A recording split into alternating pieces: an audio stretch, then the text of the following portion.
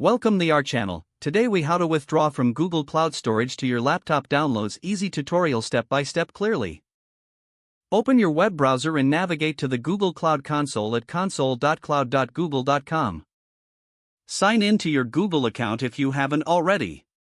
Once logged in, locate the project that contains the Google Cloud Storage bucket you want to access. Click on the navigation menu, which is usually found in the top left corner of the screen. From the menu, select Storage and then click on Browser to view your storage buckets.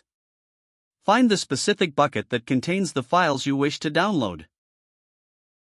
Click on the bucket name to open it and view the files inside.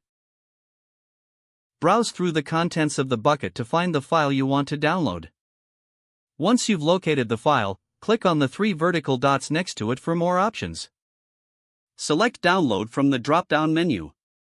The download will begin automatically, and the file will be saved to your laptop's default downloads folder.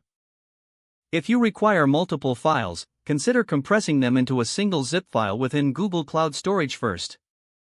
To do this, select the files you want, and use the More option to create a zip file. After the zip file is created, repeat the download process mentioned earlier.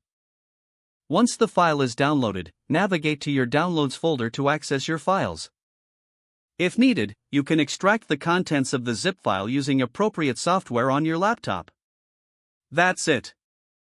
You have successfully withdrawn files from Google Cloud Storage to your laptop. If the page does not load, refresh the browser or try again in a private or incognito window. Make sure you are using the correct email address, then retype it carefully to avoid small typos. If your password is not accepted, use the Reset option and create a new strong password you can remember. Check your spam folder for verification or security emails, then complete any requested confirmation steps. Enable two-factor authentication if available to improve account security and reduce unauthorized. After signing in, review your profile details so your contact information and settings are accurate and current. If you see an error message, note it down and try again after restarting your device and internet connection. Log out when you finish, especially on shared devices, to keep your account and payment information secure. If the page does not load, refresh the browser or try again in a private or incognito window. Make sure you are using the correct email address, then retype it carefully to avoid small typos. Don't forget to like this video and subscribe to our channel for more step-by-step tech guides.